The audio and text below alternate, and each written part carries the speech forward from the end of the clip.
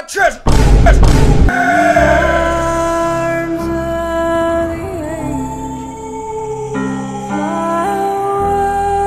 Boy, if you don't. What's good, everybody? It's your boy Jamal Haki, and today we're back with another manga review, and we will be doing a manga review on Orange Town arc.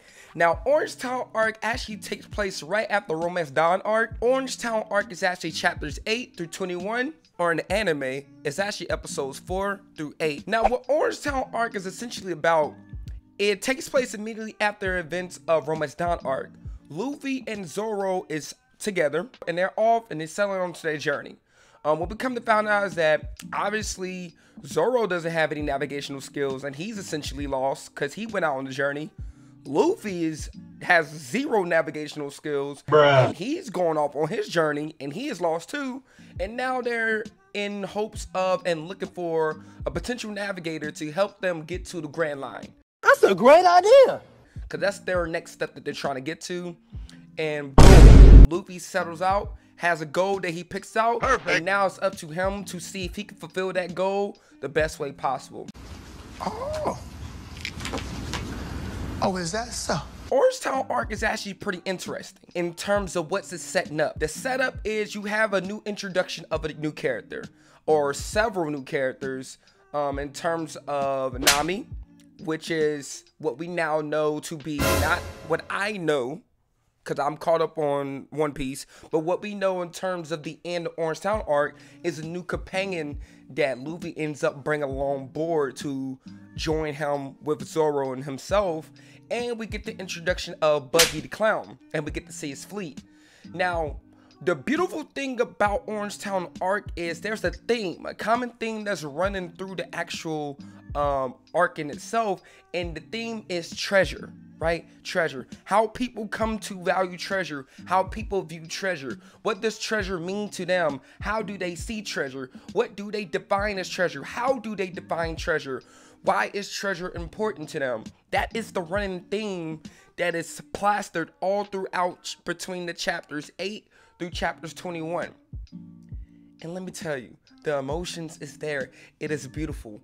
And it's lovely to get to see the characterization within these particular players that's involved within this arc. Now, what I liked about it was the apparent theme that was running throughout this arc, and it's amazing. Now, starting with Luffy, for instance, what we know he treasures is he treasures the straw hat. Who gave him the straw hat? Red Hair Shanks. Facts. How does he view Red Hair Shanks? He holds Red Hair Shanks in high regards. Perfect. So the idea of Red Hair Shanks giving him that hat, and he treasures that hat, and Red Hair Shanks gave him a goal or gave him something in mind, said, hey, sooner or later down the line, when you meet me in the future, you can return this hat to me. I want to see you. I want to see you grow. And Luffy's like, okay, let me go. Let me become a pirate just like you. Let me come out on the sea.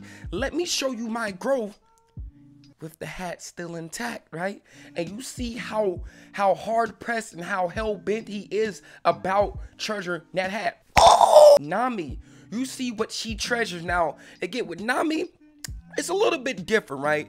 It seems like it's kind of basic. She treasures. It seems that way, but what we come to find out is that she actually treasures people's lives.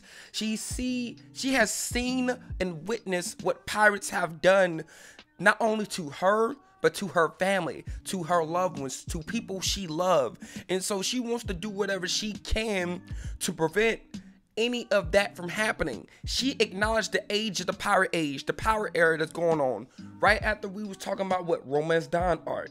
The age of the pirate era, when Goldie Roger died, it issued all that in. Facts. A lot of chaos is happening. We get to see what Zoro treasures even more. He kind of made it apparent a little bit within Romance Dawn arc, but you get to see how far he's willing to go for what he treasures. He treasures his pride as a swordsman. Perfect. He treasures the idea of him becoming the #1 swordsman. Perfect. Cutting himself, wounding himself even further. He said, what?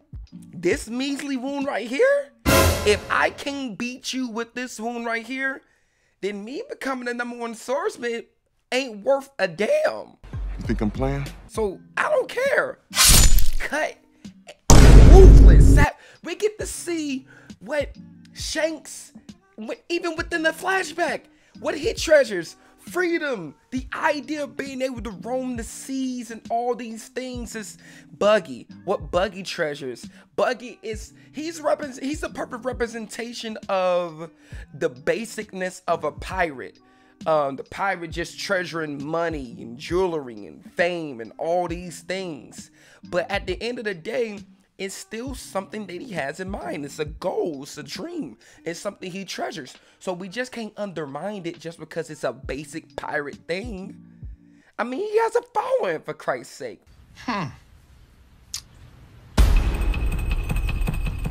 That was basically the main concurrent thing that was going on throughout the arc in itself. You do have some comic relief, you do have some funny moments, you do have sentimental moments that the arc touches on, unlike the first arc. First arc was more so kind of like the introduction of Luffy, the introduction of One Piece. This one did almost like, I want to say complete 180, because it started introducing different elements, more world building, started talking about the Grand Line a little bit more players that's out there in terms of the world, money, the influence of money, the influence of treasures, the idea of what devil fruits can do and the power that they hold. It introduced a lot of different components that's didn't get touched on a lot, but it introduced it because it knows it's going to get touched on later in the future. At least we hope it gets touched on. Maybe. A couple of things I also want to add and talk about is Luffy himself as a character. There's some elements that was introduced within Luffy's character, because kind of like in Romance Dawn arc, where you see how Red Hair Shanks was getting treated and getting patronized and everything, and Luffy didn't like that. What Luffy does is, if he knows someone has a dream, if he knows someone is a strong person in terms of will, in terms of mentality, psychologically, they may not be physically strong, but they have the will to want to be strong.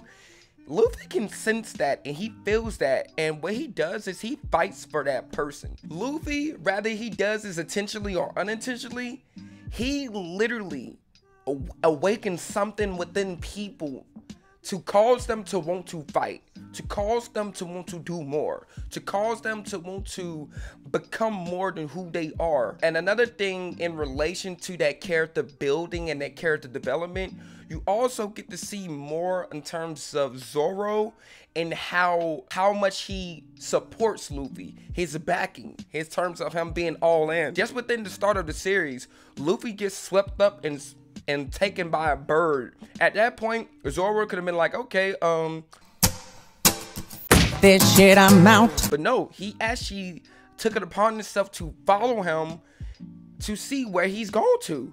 If that's not supporting itself, you need to get you some new friends. Man, my friends ain't following me trying to see where I'm at. They ain't friends. Y'all can go. I don't need you in my life. Be gone, sucks! Zoro pushing himself to the maximum, to the extent.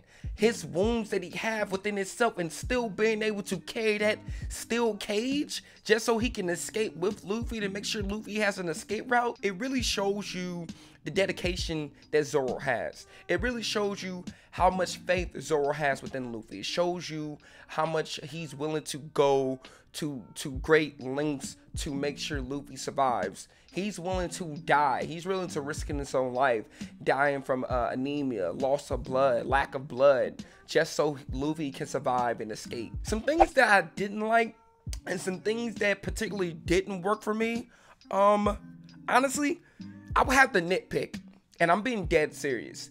Compared to Romance Dawn arc, there were some things that you can actually pinpoint out, even though it was an introduction arc in terms of the series and the character of Zoro and Luffy.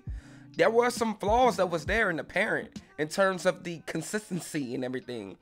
But in terms of Orange Town arc, I honestly didn't have any problems. The antagonist that was presented, savage. Buggy, he's a goofball, but he's a savage at that. He doesn't play. Luffy and company, they didn't play. So all in all, to wrap this arc up, it's beautiful. Like, This is the stuff when you talk about a series and you want people to be introduced within the series.